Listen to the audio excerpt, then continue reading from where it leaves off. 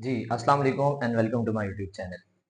आज के लेक्चर के अंदर हमने एमडी कैट के पोर्शन में ह्यूमन डाइजेस्टिव सिस्टम को डिस्कस करना है। पहले लेक्चर के अंदर बिल्कुल बेसिक कॉन्सेप्ट को सीखेंगे। आने वाले लेक्चर के अंदर ह्यूमन डाइजेस्टिव सिस्टम के हर एक ऑर्गन, हर एक कंपोनेंट को डिटेल से डिस्कस करेंगे और वहां पे हमारे पास कितने एमसीक्यूज आ सकते हैं या कौन कौन सा ऐसा पॉइंट है जो एमसीक्यू के लिए इंपॉर्टेंट है, उन सारी चीजों को हमने वन बाय वन डिटेल से डिस्कस करना है। तो बेटा बेसिक जो चीजें हैं उसके अंदर हमें पता होना चाहिए कि न्यूट्रिशन क्या चीज है। अब दो वर्ड है जिसमें बच्चे बड़े कंफ्यूज होते हैं। एक वर्ड है न्यूट्रिशन और एक वर्ड है न्यूट्रिएंट्स। बेटा न्यूट्रिशन एक होल प्रोसेस है जिसके अंदर आप फूड को क्या करते हैं बेटा, अटेन करते हैं। उस फूड की ब्रेक डाउन से आप क्या करते हैं, एनर्जी को ऑब्टेन करते हैं और उसी एनर्जी को आप क्या करते हैं, अपने डेली एक्टिविटीज, ग्रोथ के लिए, मेटाबॉलिज्म के लिए, रिप्रोडक्शन के लिए क्या करते हैं बेटा, इस्तेमाल करते हैं। अब जिन चीजों से आप एनर्जी हासिल करते हैं उन चीजों को हम क्या नाम देते हैं बेटा, न्यूट्रिएंट्स का नाम देते हैं। तो बेटा हम कहते हैं न्यूट्रिशन क्या है, ये एक प्रोसेस। न्यूट्रिशन क्या है बेटा, ये एक प्रोसेस है जिसके अंदर हम क्या करते हैं बेटा, न्यूट्रिएंट्स को अटेन करते हैं। अब उसी न्यूट्रिएंट की जब ब्रेक डाउन होती है और वहां से जो एनर्जी हमें मिलती है, उसी एनर्जी का इस्तेमाल हम किसके लिए करते हैं बेटा, ग्रोथ के लिए और मेटाबॉलिज्म। अब ग्रोथ क्या चीज है बेटा, तो हम कहते हैं irreversible increase in the size of body organ is called growth. और मेटाबॉलिज्म हम किसे कहते हैं, हम किसे कहते हैं बेटा कि किसी भी जानदार के जिस्म के अंदर होने वाले जितने भी केमिकल रिएक्शन है, उन सारे के सारे केमिकल रिएक्शंस को अगर हम सम अप करें तो उस चीज को हम क्या नाम देते हैं बेटा, मेटाबॉलिज्म। जिसको आगे हम दो कैटेगरीज के अंदर डिवाइड करते हैं, एक है बेटा एनाबॉलिज्म और एक क्या है, कैटाबॉलिज्म। क्लियर। तो बेटा इन चीजों के लिए जो एनर्जी हम जिस चीज से लेते हैं उसको हम क्या नाम देते हैं, न्यूट्रिएंट्स। और न्यूट्रिएंट्स को अटेन करना, ऑब्टेन करना, फिर उससे एनर्जी लेना, उस एनर्जी का डिफरेंट पर्पसेस के लिए इस्तेमाल करना, इस होल प्रोसेस को हम क्या नाम देते हैं, न्यूट्रिशन का नाम देते हैं। फिर बेटा हमारे पास दो टाइप्स है न्यूट्रिएंट्स के। ठीक है, न्यूट्रिएंट्स आप आसान अल्फाज में ये भी कह सकते हैं बेटा कि आपके खुराक के जो कंपोनेंट्स होते हैं, फूड के जो कंपोनेंट्स होते हैं, उसको हम क्या नाम देते हैं, न्यूट्रिएंट्स का नाम देते हैं। तो हम कहते हैं बेटा या तो ये हमारे पास क्या हो सकते हैं, माइक्रो हो सकते हैं, या ये हमारे पास क्या हो सकते हैं बेटा, मैक्रो। अब छोटी क्लासेस के अंदर आपने ये कॉन्सेप्ट सीखा होगा कि माइक्रो का मतलब ऐसे होते हैं जो किस मिकदार में चाहिए होते हैं बेटा, लो अमाउंट के अंदर। और मैक्रो न्यूट्रिएंट्स वो होते हैं जो किसके अंदर चाहिए होते हैं बेटा, हाई अमाउंट के अंदर या हाई कंसेंट्रेशन के अंदर। इसके अंदर आपने एग्जांपल याद रखने बेटा विटामिन और मिनरल्स की, और इसमें आपने एग्जांपल याद रखने बेटा कार्बोहाइड्रेट्स, प्रोटीन्स और लिपिड्स। अब यहां पे एक चीज को समझ के जाइएगा कि माइक्रो न्यूट्रिएंट्स जो कि लो अमाउंट में चाहिए, इसका हरगिज मतलब ये नहीं है कि इसका आपके बॉडी के अंदर इंपॉर्टेंस नहीं है। बेटा जितनी इंपॉर्टेंस इनकी है उतनी ही इंपॉर्टेंस आपके पास क्या है बेटा, इनकी है। मैं छोटी सी मिसाल देता हूं सर, विटामिन डी अगर बच्चों के अंदर इसकी मिकदार कम हो जाए तो क्या होता है, रिकेट्स की बीमारी होती है। ठीक है, इसी तरह अगर वो बड़ों के अंदर कम हो जाए तो उसके अंदर क्या होता है बेटा, ऑस्टियोमलेशिया। दोनों आपके पास क्या है बेटा, बोन डिजीजेज है। बच्चों के अंदर हड्डियों का टेढ़ापन हो गया, बड़ों के अंदर हड्डियों का कमजोर होना, ये सारी की सारी क्या है बेटा, विटामिन डी की डेफिशिएंसी। अब विटामिन डी बेशक आपके पास किसके अंदर चाहिए बेटा, लो अमाउंट के अंदर चाहिए, लेकिन इसकी भी इतनी ही इंपॉर्टेंस है जितनी आपके पास क्या है बेटा, मैक्रो न्यूट्रिएंट्स की। नेक्स्ट चीज बेटा, अगर हम डाइजेस्टिव सिस्टम की बात करें तो आपको पता है कि बेटा जानदारों को हम दो कैटेगरीज के अंदर डिवाइड करते हैं। एक है बेटा डिप्लोब्लास्टिक और एक है बेटा ट्रिप्लोब्लास्टिक। डिप्लोब्लास्टिक वो होंगे बेटा जिसके अंदर दो जर्म लेयर होती है या दो बॉडी लेयर होती है। बाहर वाली जो होती है उसको हम एक्टोडर्म का नाम देते हैं, अंदर वाली जो होती है उसको हम क्या नाम देते हैं बेटा, एंडोडर्म। और इनके दरमियान जो एक जेली लाइक मटेरियल होता है उसको हम क्या नाम देते हैं, मिजोग्लिया का नाम देते हैं। इसी तरह जब हम ट्रिप्लोब्लास्टिक की बात करते हैं बेटा तो हम कहते हैं इनके अंदर तीन बॉडी लेयर्स होती है। एक है बेटा एक्टो, एक है मीजो और एक क्या है बेटा, एंडोडर्म। क्लियर। तो इन तीन लेयर में से बेटा एंडोडर्म से आपके पास ओरिजिन है किसका, डाइजेस्टिव सिस्टम का। फिर डाइजेस्टिव सिस्टम के बेटा दो मेन टाइप्स होते हैं। एक को हम कहते हैं सैक लाइक डाइजेस्टिव सिस्टम और दूसरे को हम नाम देते हैं बेटा ट्यूब लाइक डाइजेस्टिव सिस्टम। दोनों में डिफरेंस क्या है, सैक लाइक डाइजेस्टिव सिस्टम में हम कहते हैं सर यहां पे सिंगल ओपनिंग है, यहां पे क्या है, सिंगल ओपनिंग है। किसके लिए सर, फूड के इनटेक के लिए भी और वेस्ट मटेरियल के रिमूवल के लिए भी। आसान अल्फाज में हम कह सकते हैं सर इंजेशन और इजेशन के लिए सेम ओपनिंग होगी, तो ऐसे डाइजेस्टिव सिस्टम को हम क्या नाम देंगे, सैक लाइक डाइजेस्टिव सिस्टम का नाम देंगे।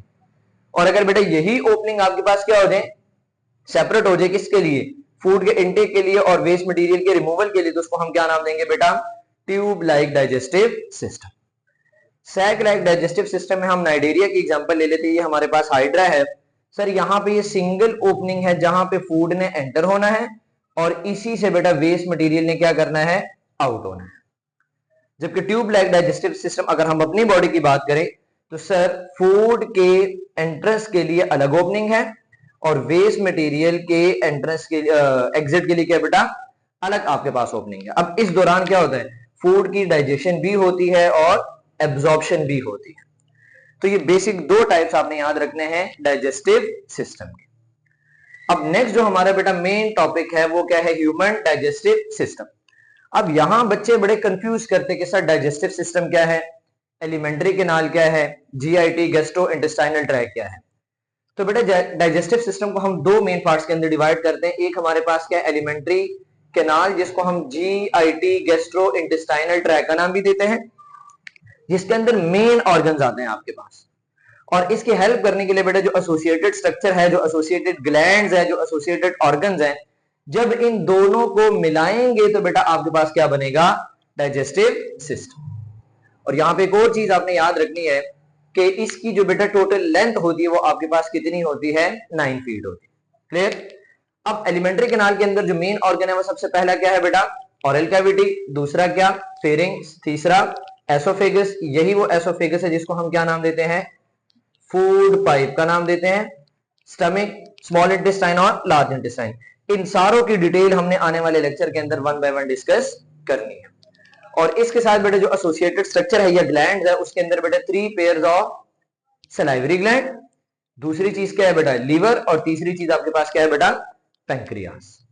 तो ये दोनों चीजें मिला के क्या बनाते हैं, ह्यूमन डाइजेस्टिव सिस्टम को बनाते हैं। नेक्स्ट चीज है बेटा कि इस डाइजेस्टिव सिस्टम का काम क्या है, तो उसके नाम से जाहिर हो रहा है कि इसने फूड की क्या करनी है, डाइजेशन करनी है। तो अगर हम डाइजेशन को देखें, हम क्या कहते हैं बेटा कि लार्जर, कॉम्प्लेक्स और नॉन डिफ्यूजेबल मॉलिक्यूल। पहली शर्त क्या है सर, कि वो लार्ज होंगे, कॉम्प्लेक्स होंगे क्या, और तीसरी बात क्या है बेटा, नॉन डिफ्यूजेबल होंगे। इसकी हमने क्या करनी है, ब्रेक डाउन करनी है। किसके अंदर, लार्जर को कन्वर्ट करेंगे, ब्रेक डाउन करेंगे किसके अंदर, स्मॉलर के अंदर। कॉम्प्लेक्स की ब्रेक डाउन करेंगे किसके अंदर बेटा, सिंपल, या नॉन डिफ्यूजेबल को कन्वर्ट करेंगे किसके अंदर, डिफ्यूजेबल के अंदर। लेट सपोज मैं कहता हूं ये आपके पास क्या है, एक मैक्रो मॉलिक्यूल है और इसको सिंपल स्मॉलर मॉलिक्यूल के अंदर इसकी ब्रेक डाउन करना, इस चीज को बेटा हम क्या नाम देते हैं, डाइजेशन का नाम देते हैं। फिर इस डाइजेशन के बेटा दो टाइप्स है, एक को हम नाम देते हैं बेटा मैकेनिकल डाइजेशन और एक को हम नाम देते हैं केमिकल डाइजेशन। मैकेनिकल डाइजेशन में याद रखिएगा कोई इन्वॉल्वमेंट नहीं होगी किसकी, एंजाइम की, मतलब यहां पे एंजाइम इन्वॉल्व नहीं होंगे। और अगर हम अपनी बॉडी की बात करें तो सर फिर मैकेनिकल डाइजेशन किस किस पार्ट या किस किस स्ट्रक्चर की वजह से होगी, तो हम कहते हैं बेटा टीथ की वजह से, ओरल कैविटी के अंदर जो ब्रेक डाउन, जो मेस्टिकेशन करते हैं वो हो गया। इसी तरह बेटा आपके पास स्टमक में जाएं तो आपके मसल या मस्कुलर एक्टिविटी की वजह से जो डाइजेशन होगी उसको हम क्या नाम देंगे बेटा, मैकेनिकल डाइजेशन। और दूसरी टाइप हमारे पास क्या, केमिकल डाइजेशन, जिसके अंदर क्या होंगे बेटा, एंजाइम इन्वॉल्व होंगे। क्लियर। लाइक ओरल कैविटी के अंदर अमाइलेज ने, स्टमक के अंदर पेप्सिन ने, स्मॉल इंटेस्टाइन के अंदर लाइपेज ने, क्लियर, पैंक्रियाटिक अमाइलेज ने, ट्रिप्सिन ने, इन सारों ने क्या करनी है, फूड की ब्रेक डाउन करनी है। तो उस ब्रेक डाउन को, उस डाइजेशन को हम क्या नाम देते हैं, केमिकल डाइजेशन का नाम देते हैं। एक चीज और, फिर उसके बाद बेटा डायग्राम से हर एक पार्ट को देखना है कि कौन कौन से ये जो स्ट्रक्चर है ये किस किस जगह पे मौजूद है। अगर आपसे एमसीक्यू में पूछ लिया जाए कि पूरे के पूरे डाइजेस्टिव ट्रैक के अंदर, डाइजेस्टिव सिस्टम के अंदर कौन सी वो चीजें हैं या कौन से वो पार्ट है जहां पे डाइजेशन का अमल होना है, देखें अगर हम डिस्कस करें तो 6 पार्ट आपके पास क्या है, मेन है बेटा जो एलिमेंट्री कैनाल के अंदर आते हैं, और एसोसिएटेड स्ट्रक्चर कितने हैं बेटा, 3, तो टोटल 9 स्ट्रक्चर्स है। क्या इन 9 के 9 के अंदर से डाइजेशन का अमल होता है, तो इसका आंसर है नहीं बेटा। 3 मेन पार्ट है जहां पे आपके पास क्या होता है, डाइजेशन का प्रोसेस होता है, जिसके अंदर सबसे पहला क्या है बेटा, ऑरल कैविटी, दूसरा क्या है स्टमक, और तीसरा क्या है बेटा स्मॉल इंटेस्टाइन। और यहाँ पे एक और चीज याद रखिए कि बेटा इसके अंदर मेनली जो डाइजेशन होती है ऑरल कैविटी के अंदर, मेनली डाइजेशन कार्बोहाइड्रेट्स की, स्टमक के अंदर प्रोटीन की, स्मॉल इंटेस्टाइन के अंदर लिपिड्स की डाइजेशन होती है। तो बेटा ये आपने याद रखना है, ये आपका एमसीक्यू के लिए इंपॉर्टेंट पॉइंट है। अब यहाँ पे आपके लिए एक छोटा सा टास्क है बेटा, आपने ये बताना है कि पूरे डाइजेस्टिव सिस्टम के अंदर कितने हार्मोन सिक्रीट होते हैं और वो हार्मोन्स कहां कहां पे होते हैं और उसका काम क्या है। इस चीज का आंसर आपने बेटा कमेंट सेक्शन के अंदर देना है। क्लियर? अब इस डायग्राम के थ्रू हमने देखना है बेटा कि ये आपके पास स्ट्रक्चर कहां कहां पे मौजूद है। तो सबसे पहला जो स्ट्रक्चर आता है बेटा वो आपके पास क्या है, ऑरल कैविटी। वहां से आएंगे बेटा तो आपके पास फेरिंक्स, जो कि एक कॉमन मस्कुलर पैसेज वे है या स्ट्रक्चर है, किसके लिए, एयर और फूड के लिए। तीसरे नंबर पे बेटा आपके पास क्या आता है, एसोफेगस, जिसको हम क्या नाम देते हैं, फूड पाइप का नाम भी देते हैं। देन आपके पास बेटा इसी से आपके पास एक जे शेप स्ट्रक्चर बनता है, जिसको हम क्या नाम देते हैं, स्टमक। स्टमक से आपके पास जो ब्लैक कलर से नजर आ रहा है बेटा, इसको हम क्या नाम दे रहे हैं, स्मॉल इंटेस्टाइन। और स्मॉल इंटेस्टाइन के आगे से कितने पार्ट्स होते हैं, 3 पार्ट्स होते हैं। पहला है बेटा ड्यूडिनम, दूसरा है जिजिनम, और तीसरा क्या है बेटा, इलियम।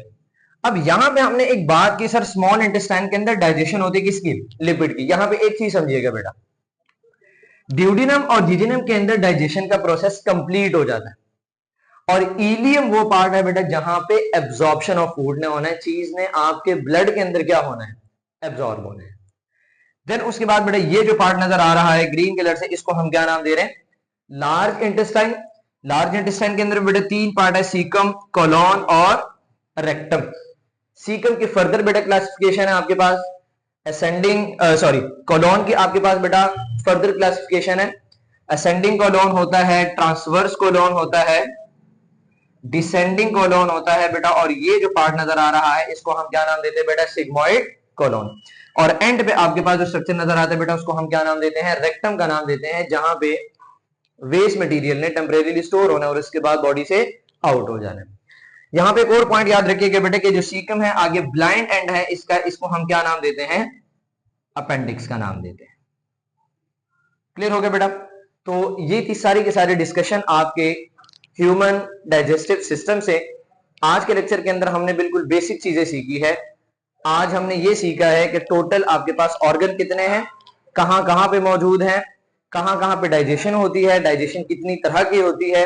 क्लियर? नेक्स्ट लेक्चर के अंदर इंशाल्लाह बेटा हम 1 बाय 1 इन स्ट्रक्चर्स को डिटेल से डिस्कस करेंगे कि यहाँ पे ऑरल कैविटी का काम क्या है, फेरिंग्स का काम क्या है, एसोफेगस का काम क्या है, स्टमक का काम क्या है, इसी तरह स्मॉल और लार्ज इंटेस्टाइन का काम क्या है। होप सो आपको वीडियो अच्छी लगी होगी बेटा। अगर वीडियो अच्छी लगी तो वीडियो को लाइक कीजिएगा, चैनल को सब्सक्राइब कीजिएगा और वीडियो को अपने दोस्तों के साथ शेयर कीजिएगा। Thank you.